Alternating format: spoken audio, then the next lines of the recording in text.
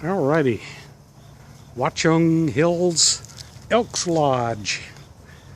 And don't ask me what town it is. I get a couple of different names every time I look it up. I'll see if I can post something in here for you, put it on a note. We just missed the Watchung Hills Elks number 885 annual pig roast last Saturday. Dadgum. Well, just a little bit of a downhill here getting in, but I get level, just one block on the other, on this side, and nothing on the other. Young lady and moved in over here, Rhonda. We had to get her up on blocks back there so she could get level because she was digging into the ground. But we made it. The Elks Lodge is just right over there, nice and clean. I gotta go over and have a beer at least. I wonder if they serve any food. So we took back roads, Highway 206, off the interstate when we were coming north. Took a wrong turn, got off too soon, and took us through some back country. But good roads, very nice, and we made it in about, I think it was only 80 some odd miles, so it was slow going through the towns, a lot of little towns. But yeah, this is going to be great. It's a beautiful day here. I think we're going to get some rain though. Darn.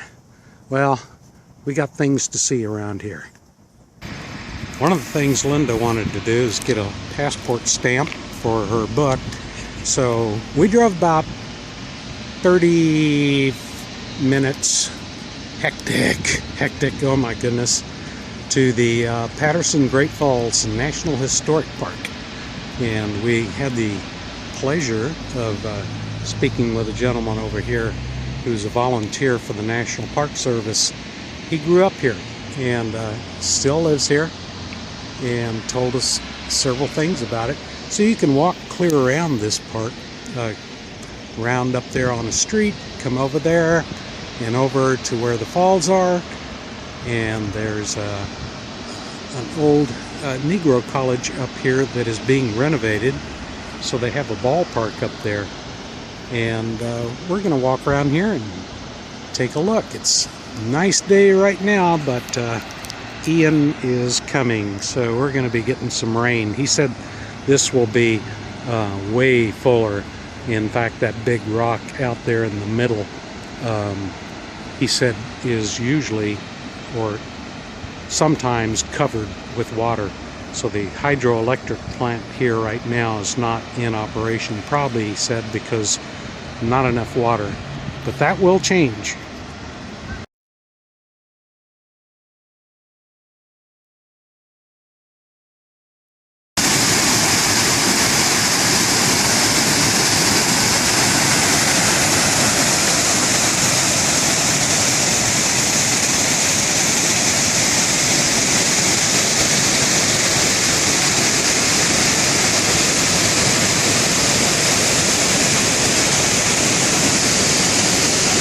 Now, this is the spot where they believe that Alexander Hamilton, George Washington, and McHenry stopped for a picnic, and it's also where Hamilton came up with the idea of harnessing this river to build plants, power plants, of course, and other industry to help repay our indebtedness. So this is quite the cool place. I'll put some snaps, pictures up for you. You can read a little bit more about it if you'd like, and then just pause on those. And there is George Hamilton. He's got his own statue here. So that's going to wrap it up here. Linda said maybe we'd go to Thomas Edison. So park and museum, whatever. Hope you like that.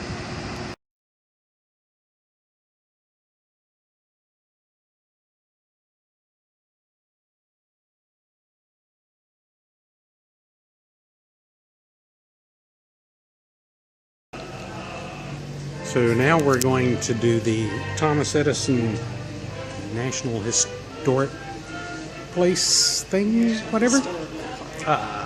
National Historic Park, yes. And we just got through watching a couple of videos, which we always do if we can. If we can catch a video, that's great.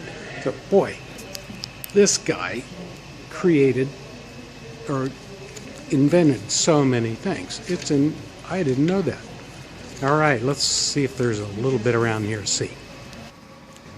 This is the chemistry laboratory. Howdy. Yeah, all kinds of stuff that he did in here in the chemistry lab. Oh, wow.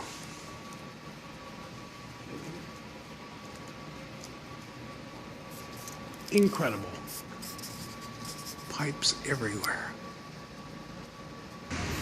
What you're looking at here is the heavy machine shop, and all of these leather belts and all of the equipment used in here to turn all these machines, lathes and fabrication, were all by a steam-powered engine that was outside the building, and later on they put in electric generators that did that. Now, all of the work that was done in here was for experimental work and not mass production or for manufacturing.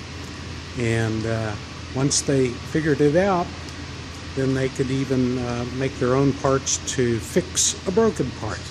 But this was used mainly for the inventions. And sometimes they created a new invention just using it. This is the precision machine shop where they made the parts for much smaller items. Precision machining, smaller items. And this is where they, sometimes they would partition off an area temporarily when they were working on a super secret project or something. And this is where the phonograph and probably the storage battery were both invented. And I think his movie theater films, how they made films, was done in here too. Boy, wow. This is the library. This would be inspiring. Man, if it's this quiet, although I'm sure it was not quite this quiet, just check out all the, there's 3 floors of books in here. 3 floors. Oh, this is absolutely gorgeous. Wow. Wow. And Edison's desk. On his death, I think it was one of his sons closed it, and it wasn't reopened again until 1947. Oh, wow. This is very impressive. Well, I didn't get a chance to do a wrap-up at Watchung Hills Elks Lodge this morning. It was raining. We needed to get packed up. There were Boy Scouts there. And just wanted to let you know that it was a very pleasant stay. Saturday morning about 7:30, the Boy Scouts rolled in. I think there were some Cub Scouts too. And they had a sleepover in a tent, I think in a park close by. And they came in and made breakfast. And I thought, that was it. And they were there till about noon. But it was rainy. We didn't have anything to do really. So we just kind of stayed indoors all day because it was pretty cold. But I do recommend it. It's really a nice place. $50 for electric only is a little high, but that's for non-members. If you're an Elks Lodge member, $30. So I would say go. And then Sunday morning, this morning, here comes those Cub Scouts and Boy Scouts again. And this time they just had a simple breakfast, and they were out by about 10 o'clock, and that's when we headed out. So other than the traffic, we had a great time. It was really nice, so I do recommend it for all of you guys. Read the description below In the show more, there's information in there about Patterson Falls and Thomas Edison historic site. It's a must-see. I insist. Okay? You guys get out there, do it safely, and do it Garland style.